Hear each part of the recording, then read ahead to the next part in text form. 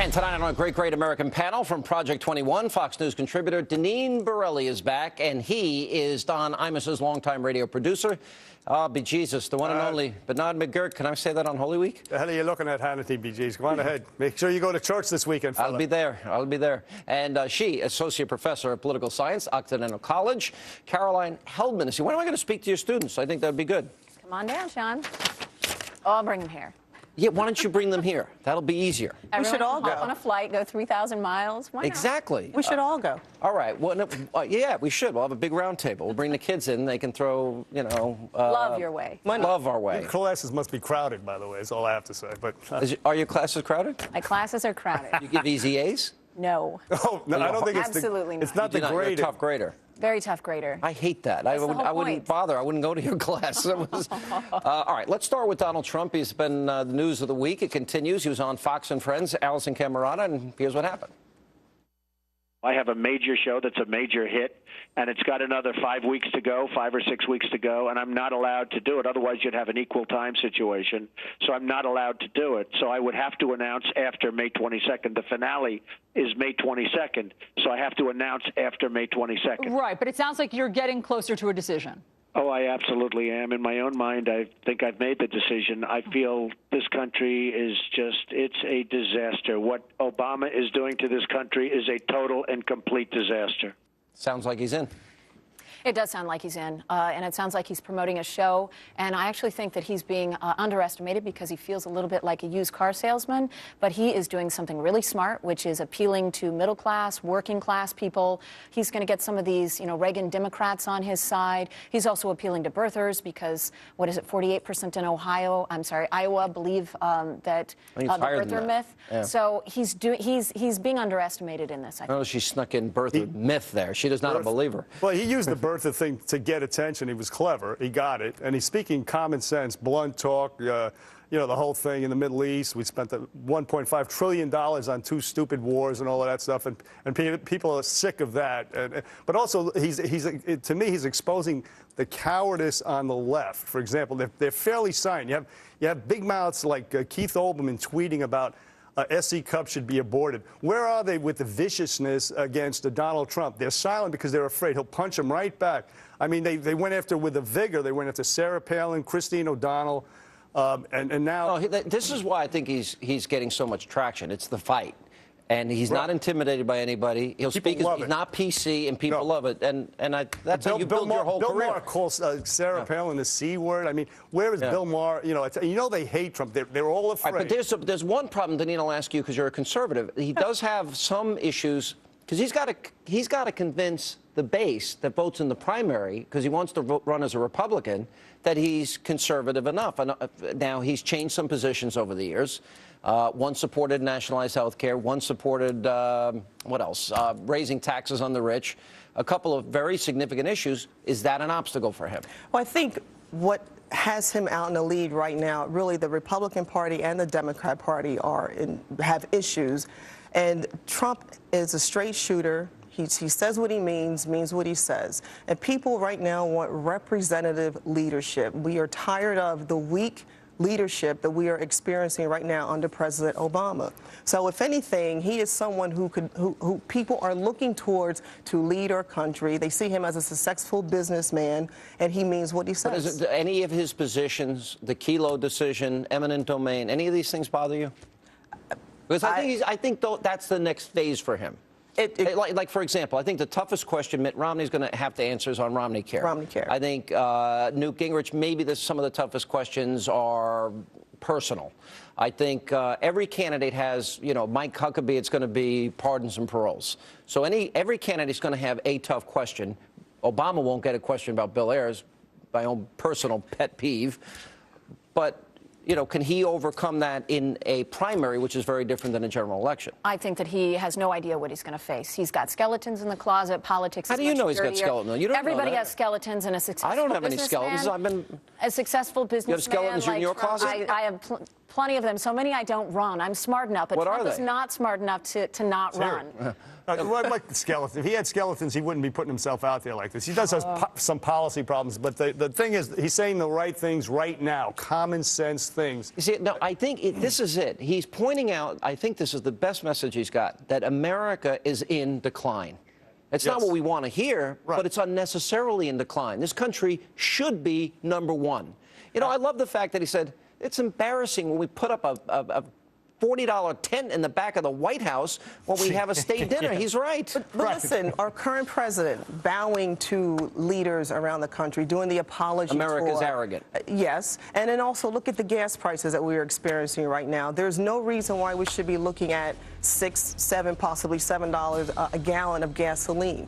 With the moratorium in the Gulf that we had, that could have been taken care of by If that issuing happens, drilling permits. Obama loses. $6 a gallon. He's gasoline. losing now. But He's this is losing. what- I agree with you. This is Doesn't what's like resonating. that, Seize Oh, the no. oil fields and get some of that money back. This is But what's that's not what's resonating. happening. Why don't, I've said this for years, why don't the Iraqis pay for their own? Right, exactly. You know, It's common independence. sense, and nobody else is saying it. Even the Republicans, the How about Ryan $1 million plan. for every American family that lost a loved Absolutely one? right. Absolutely right. For a bunch of ingrates, by the way. There are no memorials to the dead soldiers in Iraq. Right. The Iranians are going to come in and get that oil, and he's saying, let's get it now while we can. Hang How on, can we grow we'll our come back. economy? Yeah.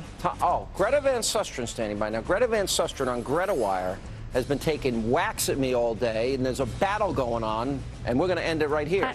I know, see, it's the greatest What did you promo. call me, a I progressive? finally got Sean Hannity to promote Greta Wire. Can I tell you, ka-ching, you know, it's just like, you know, it doesn't get any better than And by that. the way, I did not call you the name that I said. I told you to make one up so we could pretend we have a big fight going. I want to know why you called me short. I think all the viewers ought to know that you called me short. That is Yeah, I think absolutely that's not just- true. I have the and email that said you pick I'm whatever you so want me to upset. say. I am so upset that you called me short. That was This is so not true. mean.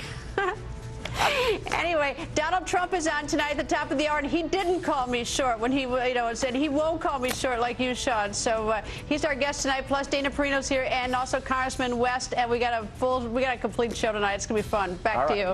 We'll be watching on the record with Greta, who's not short. More of the Great American Panel next.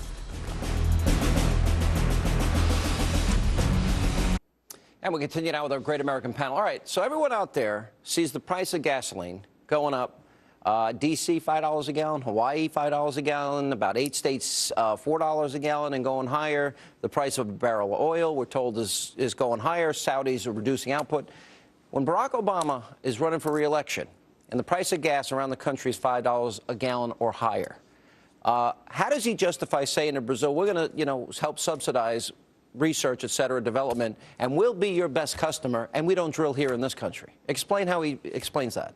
Well, Sean, we have to look at what's causing these prices to go up, and there's two things primarily. One is speculators taking advantage of what's happening in the Middle East, and the second is It's that not oil speculators. companies. It's at least $15 a barrel is Supply is and due to, demand. Is, no, it's not supply and demand. Yes, it is. No, OPEC We- right now. The Saudis are actually withdrawing supply Why in can't order we to drill amp up in the here, price. and then what happens That in the wouldn't Middle take East care of won't the matter? problem. We Yes, have it would take care of the problem. 2% of the world's reserves. Sean, 2% of the world's The reserves. Congressional Research Service has a study that reports that America has the biggest resources in energy, and the biggest of countries. Right. All right. So Obama has a war against fossil fuels. That's coal, oil, and natural gas. He is squeezing Americans. He's an elite, and he doesn't care about the consequences that the hardworking American people are No, experiencing he doesn't right want now. little kids to get asma Kids because don't of the get fossil asthma fuels. from Of coal. course, that So they the get kids- get the asthma. kids in Brazil from can the get pollution asthma. from the- Obama said that yesterday, and it's not true. This is back to Trump. Trump is right. If I'm in the Middle East and I'm selling, and knowing America has all these oil reserves, I'm laughing at how dumb we are. Right, that's stupid. As a Right, country. Right, that's the point of the Donald Trump candidacy. We've become the United Suckers of America. Really? We're stupid. And again, the oil is over there. We can take it. We can drill here. Start drilling, or That won't fix it. your That political won't fix the career is going to Listen kill to it. what Deneen just said. It's She said, supply and demand. We have an we have abundance 2%. of resources. If we tapped all of our reserves, we would be in the same situation We have an in 5 abundant years. resource of 2% of the natural world's reserves. Well, let's oil, ex- coal, let's and expend those natural reserves. gas. So let's do Okay, it. if we and did then that, when we it get would to- take at least 6 months to get into production. It would go into world market prices which would still be set with excuse me, legal the collusion. more you It wouldn't be increase an the issue. supply and the demand price stays the goes same, down. the price is going to go down. Absolutely. It's That's simple not the economics. Do they market not doesn't teach work that at the way. college that you work at? I'm sorry. Do they not teach that? I can teach economics. But does someone teach that at Get out of the way, man. This market does not It's do that. common That's sense. the whole point. Yes. We need Obama free is market. an elite, Supply and he has and a war demand against fossil dictates the fuels. No, we price. have an addiction to fossil fuels, No, we and don't. it is causing us Fossil health fuels and our is the environment. key to our economy. do they teach Without fuzzy- low energy they teach costs, fuzzy our math? economy You is know, going to we Hang don't- on, we hang don't on, get I'm to sorry. make up Bertie numbers McGirt, here. go ahead. No, I was just wondering if they teach fuzzy math at the Occidental College myself. No, it's common sense. If the reserves are there, let's exhaust them at least. Don't leave them sitting No, there. Obama wants to push his You know, renewable energy we should sources. delay getting off of our addiction to oil No, we for should as do- long as no, we we can can. do So both. we're in We should do crisis both. Let me ask mode. you, you came common from sense. California. How'd you get here? I was just going to ask you that. Absolutely. I took. And what kind of car do you drive? Right. I drive a Prius, but I normally walk places. But not, you- not but to it be takes self-righteous gas, right? about I have a it. I'm in hybrid. that position. It takes I have a gas, hybrid. I'm right? privileged. I can buy a hybrid. I have a hybrid, an Escalade And then hybrid. what about hardworking Americans get who a Prius. can't afford those Priuses? Indeed. All right, I gotta There's go. a class difference. A buddy of mine who's Well, that's a 6'5" problem. bought a Prius, and every time I see him in it, I laugh. God, he- All right, he- when he we come goes- back, did he see Buddy something? Cianci on life, pasta, and prison. Next.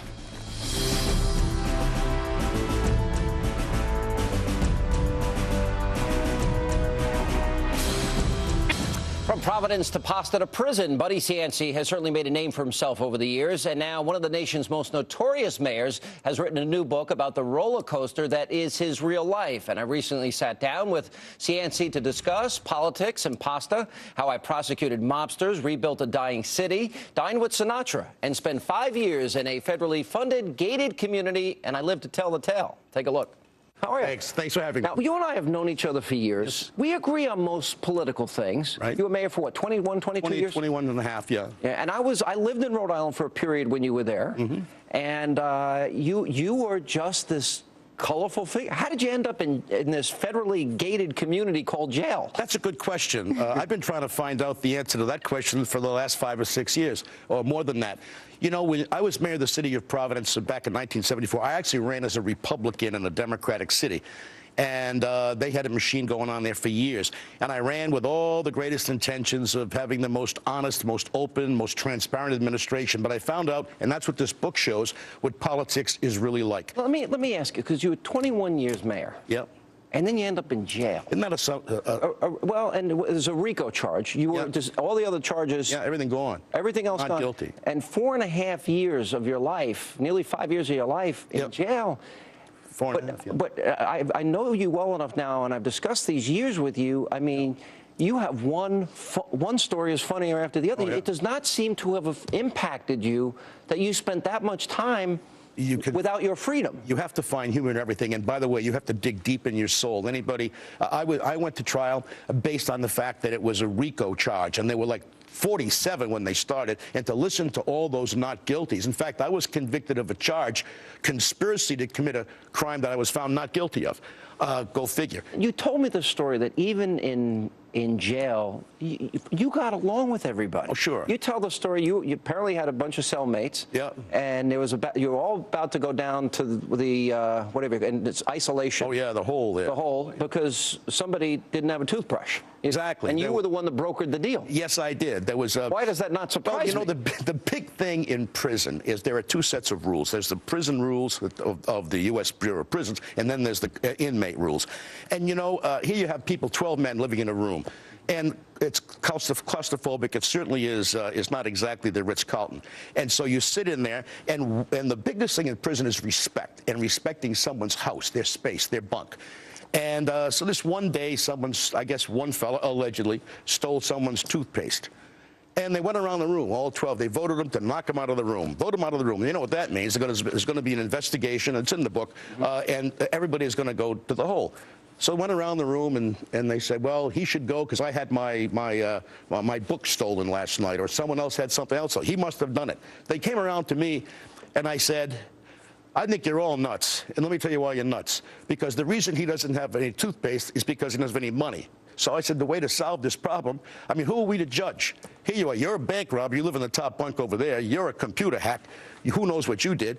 And here we are accusing a guy of stealing toothpaste, and we're all going to end up probably going in the hole. So why don't we give him some toothpaste, and why don't we pass a laundry bag around and see who by the time I finished, they all gave him a little something, and we solved the problem. But prison is respect. Only you could pull that off. I mean, in all honesty. Well, I don't know about only me. Tell me about dining with Sinatra. What was that like? Well, you know, I was going out to visit when it was 1980. I was going to run for governor, so in '79 I went out to visit President Ford, and out at his house out in Rancho Mirage. And I was supposed to call a doctor who was a friend of my father who was deceased, but he was an intern for my father years ago. And I was told by someone to give him a call. So I went out there and I said, you know, those wasn't the days of cell phones. It was an airline strike. And so the airline strike, I said, well, I'll call this guy, but I really don't want to be with him. You know, I'll do something else. So I called him out of respect. He said, I said, I can't make it tonight. He said, gee, I wanted you to have dinner at Sinatra's house. I said, well, maybe I could. I think a guy could maybe I could pull that off. I could, you know. And so I went out to his house, the first time I ever met him. And I walked in and I sat at the bar. Barbara Marx answered the door, a very nice lady. And went up there in late afternoon, and I was sitting at the bar. Sinatra comes out, and Sinatra ended up cooking dinner for myself and 2 or 3 other people, who were there, the Jilly, who was, you know, his sidekick, and he cooked Brazilian chicken. So here I was sitting in his kitchen as he was cooking Brazilian chicken. I'll never forget how he made pizza. He took French bread and had some sauce. It certainly wasn't my marinara sauce, and put it over there and told us great stories. There are interesting stories in the book like that. You know, it's a book about America. It's a book about the 70s, 80s, 90s, being mayor of a northeastern city. It's not just a book about Providence, because this could apply to almost any city. It's about transformation of a city. It's really about a life's journey. It's about sleeping in Windsor Castle, and also sleeping in and having dinner at the White House, and also sleeping at the gated community at Fort Dix, New Jersey. The federally funded gated community. To be euphemistic. It's a funny book. It's more funny than anything. I also think it's about an incredible life lived, and only you could do it and tell the story. Buddy, good to see you. Thanks so much. Thanks so much. Appreciate it. Thanks for having me. Thank you. Thank you. And that is all the time we have left this evening. As always, thank you for being with us. And we toss it now to Greta Van Susteren,